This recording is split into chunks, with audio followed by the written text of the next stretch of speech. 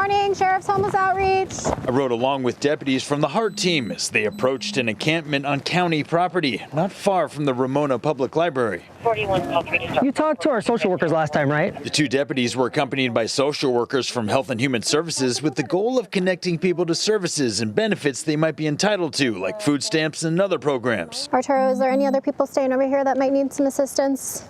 One of the challenges they face is 90% of people they contact don't want any help and refuse it, which is why they revisit some of the same spots every week. The more times we come out and see them, the more they decide to trust us, and they know that we're there to help, and they see that the programs are legit. Deputy David Smith handed out several doses of Narcan. He says fentanyl is a big problem, so they try to prevent overdoses. Are you interested in carrying some Narcan in case you come across somebody that might need help? While there is no encampment ban here in the unincorporated area of Ramona, some cities like Vista and San Marcos have recently passed such bans. And since they contract with the Sheriff's Department for policing, it falls on them to enforce. We need the Sheriff's partnership to be able to use jailing folks who have been asked, some more than 20 separate times, to clean up their encampments, to go to the shelter, to accept the help that we're offering. Vista's Mayor John Franklin voicing frustration after they just passed their ban last week. I don't want to jail people for living on the street, but when people are living in an encampment and have been asked 20 separate times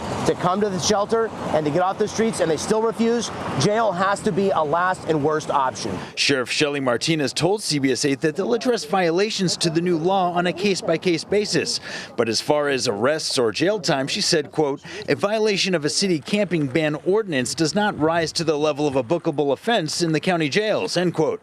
Meanwhile, deputies on the HART team in Ramona are still focused on a resources-first approach. As far as the Sheriff's Department goes in the unincorporated areas, we're just going to continue on the path of offering resources to these people, assisting with cleanups and then assisting with getting them into programs. In Ramona, Brian White, CBS 8.